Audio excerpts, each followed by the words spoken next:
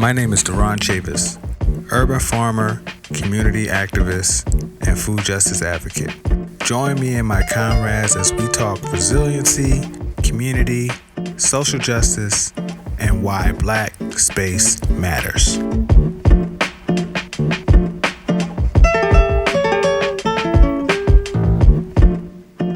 People often ask me why Black space matters. There are a lot of Black people that have a relationship with the land that's intergenerational. This is a conversation about family. This is a conversation about legacy. Today, let's visit with my homie, Michael Carter Jr. Let's talk about the intergenerational reasons as to why Black space matters.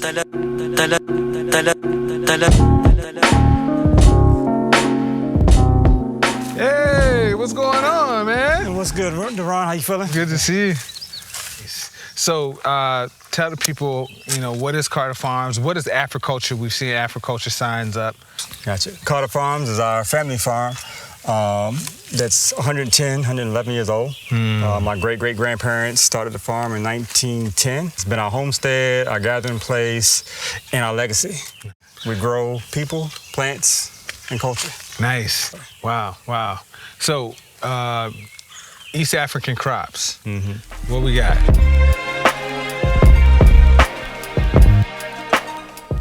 Behind you is some Ethiopian kale that's gone to seed. Oh, wow. My sons have a seed company, CarterBrothers.net. Because it's a kale and it's warmer, it's going to bolt. And here are the seed pods that should be ready probably in another 3 to 4, 5 weeks. Nice. So this here is Ghanaian basil. So this is basil from Ghana.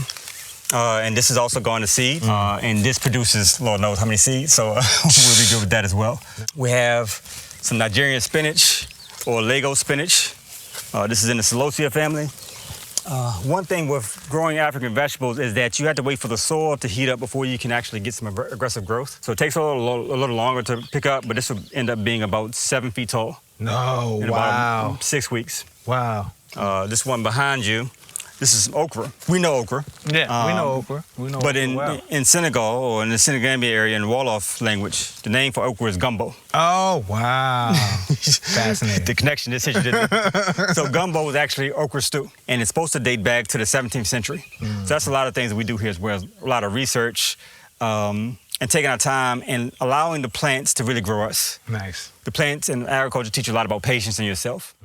Oh, so what we got here? Right here, this is This looks familiar. This is roselle or sorrel. Sorrel. This has about 45,000 different names. Every culture has a different name for it. This will grow out. The leaves can be eaten young, but what we really want is the flower or the calyx. Right. So this will produce a red flower, and then you cut the flower off and cut the calyx off, which is like a red skin that goes around it, and that's where you get the tea from. This is the African version of Kool-Aid. Yeah, it's delicious. Tang. Oh, man. Behind you, we have the mother of all trees. That's moringa. Oh! Moringa is like noted as a superfood? It's beyond superfood. You can literally live off moringa and water. And again, some of the things that we do here is more regenerative for the soil. This moringa here will help to drive up or bring up some nutrients here. What generally happened with a lot of our enslaved ancestors was we were sold the land that was considered to be the least productive. Right. So this is a very heavy clay, which means the nutrient uptake is a lot slower or challenged because of it. So we're putting some things in here to try to break up this clay a little bit, add more nutrients, and then kind of restore it back to its nutrient-dense mass that we need it to be. You said this twice, that you was in Africa. Tell us about that. I don't know if you heard of this little organization called the KKK. I've heard about that. Okay. They used to say, if you don't like it here, leave. I took them up on that offer, so I left. Wow. I decided that at that point in time, raising a family in America was not right for me when I was living in the Washington, D.C. area. And then with having a teenage son and some younger sons, I didn't want to get a call saying you need to come identify your son, pick up your son from jail, or go see him in the hospital. So I decided we're going to leave. How long did you live in Ghana? I lived there for 5 years. Wow. However, the intent was never to come back, so I lied to myself. But the land made me lie. So we left for Ghana in 2012, and from there I started to be an agricultural consultant. And I was growing collard greens, kale, lettuce, things that we couldn't get in Ghana. When I returned back to America, I opted to say, okay, we have some land here. I can grow some things, and I always believe in growing for a niche. Right. And I saw in the market no one was really growing something for the African market that I just left. Right. So I went to some African markets around the area. Everybody was interested, and voila. Wow. Carter Farms was not created, but just revived. Right. Behind you, we have some jute leaf. Wow. So Malakia or jute leaf is very similar to okra in terms of its mucus-like state. It gets slimy. Yeah, okay. But it's a delicacy within that's in the Middle East. But this is also a stable crop that's used for rope. Oh, wow. So rope and jute, that's where rope came from. So our enslaved ancestors brought these seeds over, or somebody brought these seeds over to do rope. And this was a major crop in this area back in the 1800s. Seriously? Seriously. Wow. Thomas Jefferson was a major jute producer. This here is cassava. Cassava, like the root. Cassava root? Yeah. In front of you right here is called mint potato. Mint potato. Mint potato is out of southern Africa. Wow. Its leaf has a little minty flavor, not a big minty flavor, but a little minty flavor. And then it has tubers at the bottom like a potato. This is called taro leaf or cocoyam leaf. Oh, I see them. Yeah, you see them coming up. Again, because everything is tropical, it takes a while for the soil to heat up for it to feel at home again. So this is growing up. This is a delicacy in Ghana, in Nigeria, in Ivory Coast. It's utilized just as much as we use collard greens. Deer hate taro leaf, so I'm gonna plant some in the woods later on and let them eat that and then go the other way. That pot there. Which one? This one? Any of these pots, touch it. Oh, they call them touch me nots or sensitive plants. This is the one that closes when you touch it. So they have a high level of intelligence and emotional and sensitivity to touch, and I'm sure emotions as well. Magnificent. Look at that. It's like, yo, I am alive, sir. One of the theories I'm working on is we've heard a lot about eating for your blood type. But what about eating for your ethnic type? And growing those things. And that's what our ancestors did and were forced to do. A lot of times I focus on, and I'm talking about like access to healthy food and, getting people closer to where food comes from. This is a whole nother dimension, talking about not just where food comes from, but what type of food, comes from your genetic legacy. So when I was on the continent and you see this 80 or 90-year-old ladies and they're on their farm and with a hoe and but they have total flexibility. Right. Because we want to be up here. Right. Doing as little flexibility as possible. And these young ladies at 80, putting their full palm on the soil, and for 2-3 hours straight, they're just working nonstop. And that's what I saw from the elder ladies there, and I'm like, my goodness, I'm falling in love with all these 90-year-old women. Because they look at the stature and the regalness of all of that. Right. So we grow some cowpeas, and cowpeas is what we know today as black-eyed peas. And in Ghana, they have a dish called red. Red is a composite of black-eyed peas, palm oil, and ripe plantains, what they call red plantains. And it very much mimics what we have every January 1st, every New Year Day. Right. But we have black-eyed peas, what's our red? Usually tomatoes of some sort, baked tomatoes. Yeah. And it's for good luck, because that was the first day that we could fight for our freedom. January 1st, 1863 was the day of the Emancipation Proclamation becoming into effect. So individuals could now register to be in the United States Colored Troops in the Army to fight for their literal freedom. Wow. So what I desired to do when I came back was to tell the stories. I thought I was going to be telling the stories of the ancestors that were there. But when I got here, the ancestors here told me I need to tell their stories.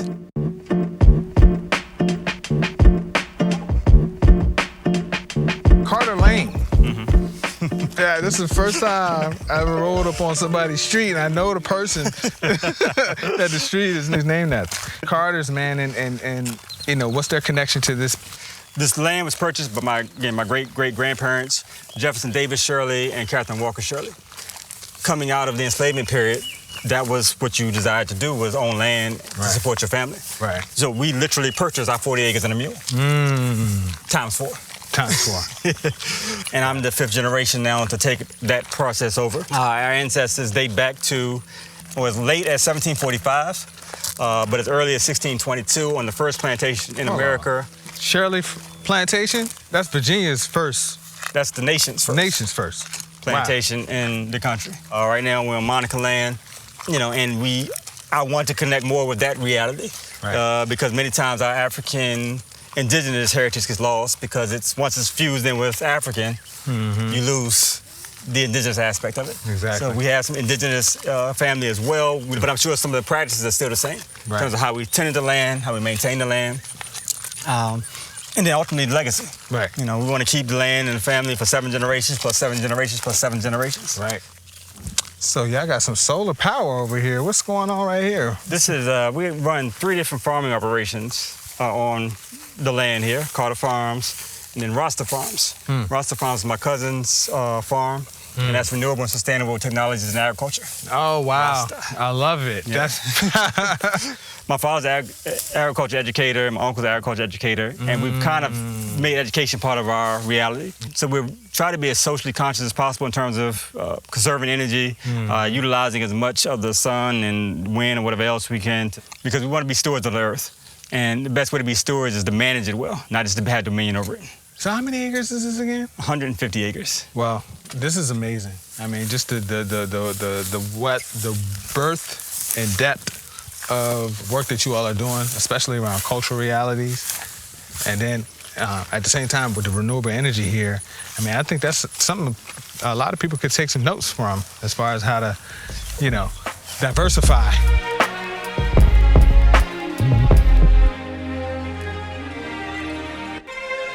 I'm not sure if you noticed, but I'm black. Yeah. I've been black most of my life. Yeah. It's kind of hard to miss. And this reality of being black in America and black in agriculture has a stigma to it. And it has some realities to it that I prefer to address so that my children don't face the same questions and ultimately dislike for agriculture as I did growing up. When we talk about space, black land mattering, the reality is like this land is not diverse from the systems of systemic racism that we, all find ourselves in. And if, white folks are running profitable businesses and have the processing and the ear of the extension office, and they're able to get all the funding and the loans and the programs and things like that, but black folks aren't. And of course, it's like, I'm dipping. 99% of the farmers in the country now are white. It's critical for us to own land. Land is wealth in this country. Right. And if we don't have a good understanding or good accomplishments of wealth, then we're not going to be able to do anything for the future.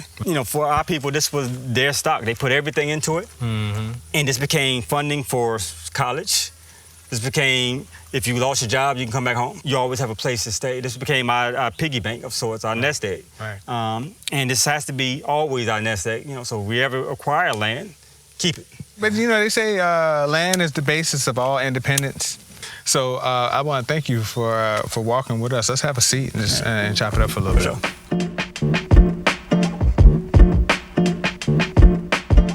So tell us a little bit about what brought you to agriculture as a life path and what locked you into this space. I blame my father. He's an agriculture teacher. My uncle's agriculture teachers, and I was born into it. And generally what I found is when you're born into something, you don't really appreciate it. Probably once I became a vegan, I became a lot more interested in agriculture. And then as my spiritual path changed, I started to see more of a spiritual nature to agriculture that I never had envisioned before or thought about before. I'm a strong believer. If it's going to support me, I want to support it and jump into it. Why do you feel like this work is important to black people in general? I think, first I would say probably I don't consider work as responsibility. And in this responsibility, I owe it to myself to listen. I mean, we're listening right now, you'll hear the birds chirping. You'll hear all this wildlife around you. They're speaking, they're communicating. And that's how things happen, is by proper communication. And where we've kind of lost track as black people and African people and just people the world over is not listening to all of nature. We're just part of a larger multiverse of beings on this planet. Right.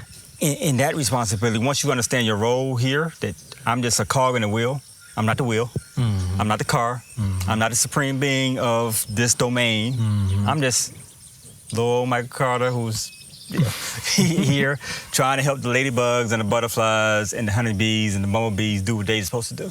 It makes my life more valuable, and it humbles me because I'm very arrogant. I'm not even gonna lie. And this humbles me.